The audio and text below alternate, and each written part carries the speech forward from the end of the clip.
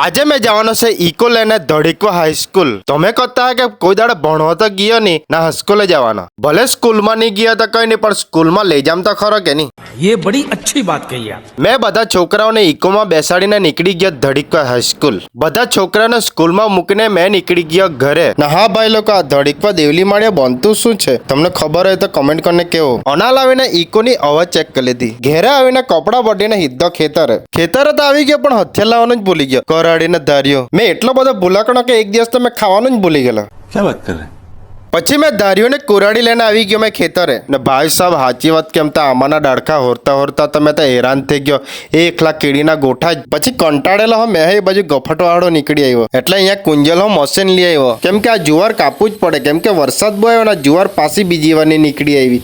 આ ખેડવું પડે કે નહીં એટલે પછી પાછો મારા કામ પર લાગી ગયા. ને ડાળખો હોતા તો ભાઈ સાહેબ એટલી બધી કીડી કરડી એટલી બધી ને કાંકા કરડી મેં તમને કહી નહીં શકું. यारी समझ गई.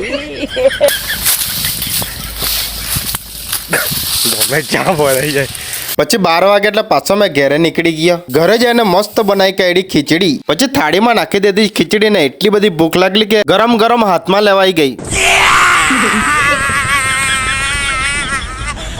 4 વાગ્યા એટલે ઇકો લઈને મેહો નીકળી ગયો ધડીકવા હાઈસ્કૂલ છોકરા લોકોને લેવા માટે. પછી જીરીક વાર રાહ જોઈને પછી છોકરા આવીને પછી નીકળી ગયો ઘરે. ને હા, આંગલધારા તરકાણી ને કોર્સ તમે પણ ઇકોમાં સ્કૂલમાં જવા માંગતા હોય ધડીકવા, ત્યાં કોન્ટેક્ટ નંબર છે, ફોન કરીને તમે જણાવજો.